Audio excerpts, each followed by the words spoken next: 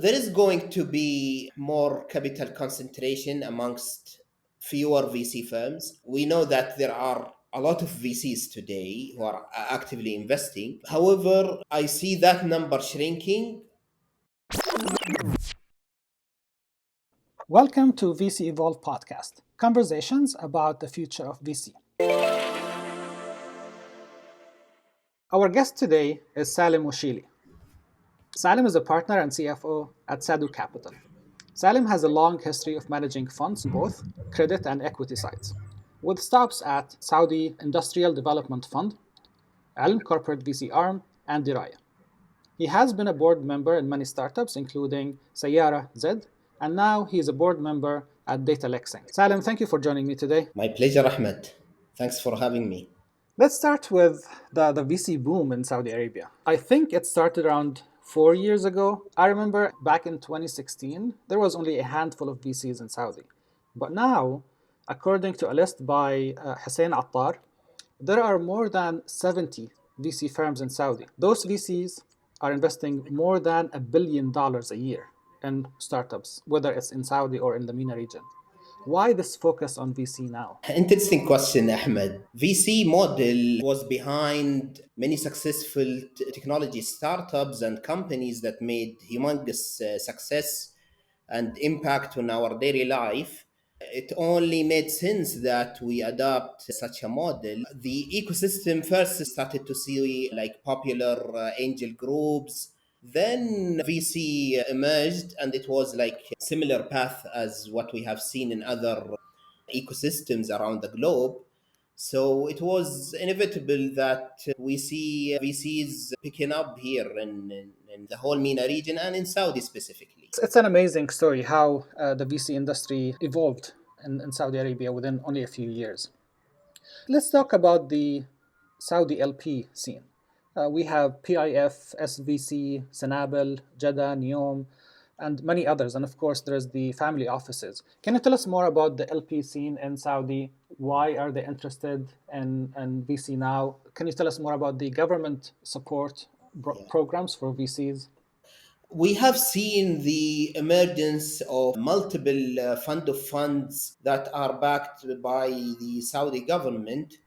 The first one was Saudi venture capital companies, or what we call SVC. Uh, SVC played a pivotal role in the VC ecosystem. They were behind so many of the VCs we talked about who now exceeded 70 in Saudi alone. SVC started with the government support, then PIF with multiple institutions, and mainly Jeddah now actively investing in multiple VC funds. And by the way, they also started investing in VCs who are based in UAE, Egypt, or other countries in the Middle East. That helped foster and expand the footprint of the VCs in the whole MENA region and not just Saudi. And how does it work? Is it like a matching program? How do they invest in those new VC firms? And do they focus on emerging managers or established VC firms? Of course, when SVC and Jeddah started, there were not that many VC firms who were established. So they basically were the ones who worked on developing this market in the first place, not really focusing on track record or established VCs, and rather focus on emerging managers who are building the VC scene in Saudi and the whole MENA region. So, what they started with, of course, this over time started to emerge and change a bit. But in the beginning, there were multiple programs launched simultaneously. One was basically a typical LP in a blind pool VC fund. Then they started also supporting angel investments by, as you mentioned, matching whatever an angel puts or invests in a startup. Now, what we started to see, they mainly focus on backing VC fund managers Of course, now the ecosystem started to mature. We started to see VCs now managing their third and fourth funds. Their portfolio started to expand into more developed and mature VC firms, but they still invest in emerging managers. And we started to see their diligence process resembling what typical LPs would look into in investing in VC fund managers. Like what? Like track record, this is a great emphasis. Stability of the team, bringing new top caliber partners to the firm. So that's what we typically see LPs look into before investing in a VC fund manager. With all of this funding, like 70 VC firms investing $1 billion in startups every year, do you think there's enough deal flow in Saudi or in MENA in general to deploy all that capital? 100%. That goes without saying. If we don't see it, we wouldn't have started Sadu Capital, by the way.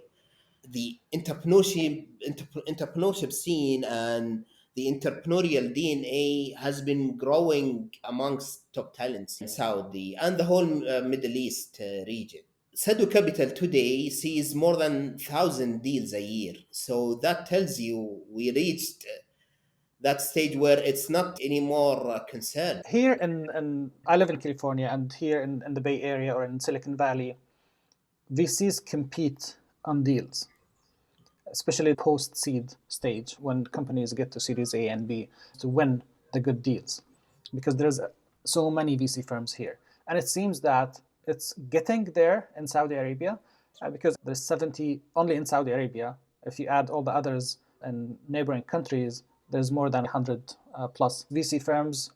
Do they all invest in the same deals, or do they try to compete and win deals over each other? Today, if we shift the focus from number of VC firms to capital available and dry powder available to be deployed, I don't see us today in a position with high competition. We haven't seen a deal with a single VC firm, even in the earlier stages, like even in seed stage. Usually, co-investments are there. We see VC firms investing with each other. It's a strategy. As I don't need to explain this, it goes without saying that, of course, VC firms, and especially here in the region, we are looking for ways to minimize our risks. And by spreading the funding rounds amongst multiple VC firms, that's a way to minimize the risk on a single VC fund. And as I mentioned, even if there are so many VC firms, still the amount of capital is way less than what the region needs.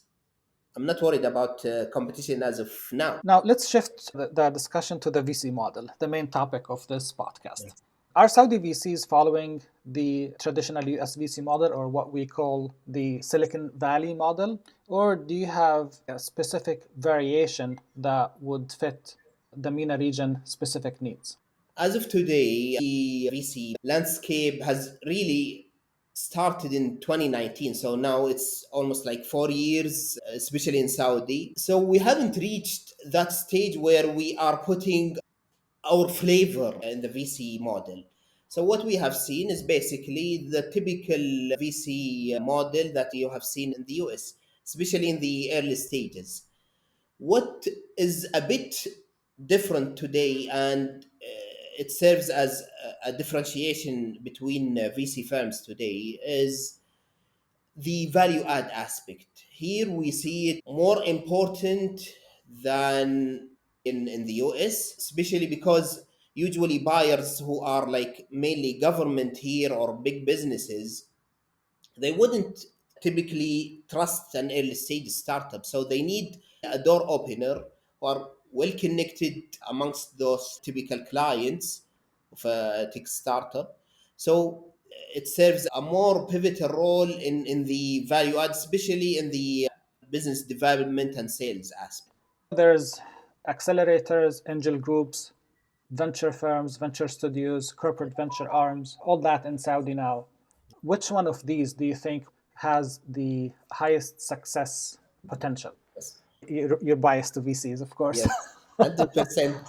So you tell me if I want to rank يعني in terms of probability of success, definitely I would rank VCs number one. To be honest, what metrics I would judge the success of other models on, mainly their structure. If you are structured focusing 100% on financial return, and you build a team that is incentivized to deliver on that North Star metric, then you have a successful investing structure or model. I don't want to go and attack certain models out of the ones you mentioned, but if they match those two criteria, I think then they are established for success. Most of the startups and VC firms in the US, at least, they all incorporate in Delaware. In the Middle East region, I know Abu Dhabi is now a hub for companies to incorporate. There's also Dubai Financial Center. Tell us more about Saudi. Do they have a special area where they incorporate companies, or do they incorporate in ADGM and or also Delaware and BVI? Saudi already announced some free zones. However, specifically for tech startups, that's yet to be seen, and that's something that multiple government entities are involved in heavily. What we have seen so far, most of the startups here in the Middle East, including Saudi, prefer to establish a holding company in Abu Dhabi global market specifically. That has been the trend in the past 2 years. Usually they shy away a bit from Delaware. Abu Dhabi global market is the number one choice we have seen today in the region. And in other words, we can say that ADGM or Abu Dhabi Global Market is now the Delaware of the Middle East. What's so Absolutely. special about that? Why is it the number one destination for companies to incorporate? It basically serves all the requirements of VCs, which typically revolves around enforceability of typical terms put in any transaction documents. So that's a given in ADGM. On top of that, there is a special flavor that's specific to ADGM, which is the taxation and friendly environment between Saudi and UAE in general, and especially ADGM. Okay. In our final questions, let's shift the focus to the future.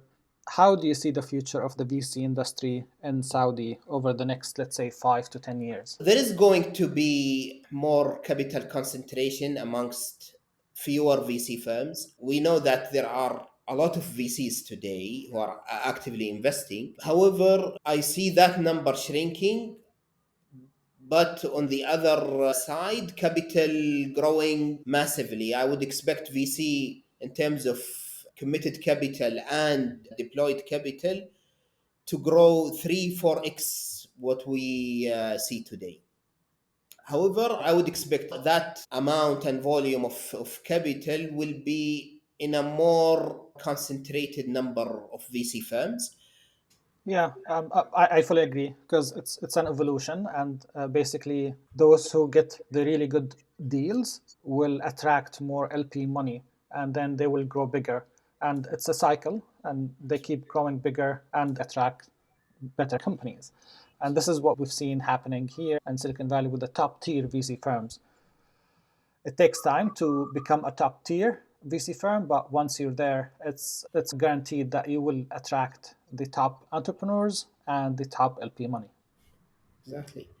I always end with this question. Is there anything else that you would like to mention or discuss that I didn't ask about? Something that I want to highlight today, and it's the discussion and the main topic discussed by many VC funds as well as institutional LPs, specifically here in the region, is the gap in growth funding. We have seen high concentration in seed and Series A VC firms that focus on those early stages.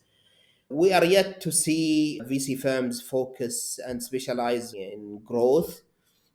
That's yet to come. I think it's part of revolution that we need to go through organically. I'm not worried, to be honest. I'm confident enough that this is yet to come.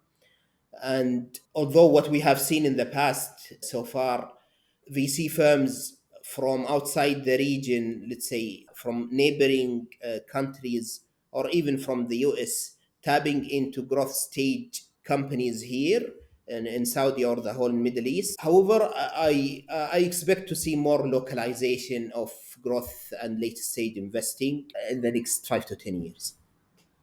Especially that the Saudi stock market is very active, and the exit would more likely be like Jahez, for example, where they go public in Saudi Arabia.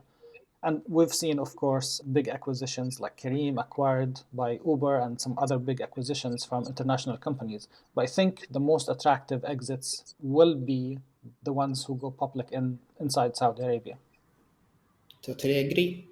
Salem, thank you so much. This has been a very insightful conversation about the VC scene in Saudi Arabia now. Thank you so much for joining me today. It's my pleasure. Thanks for having me again, Ahmed, and all the best to you.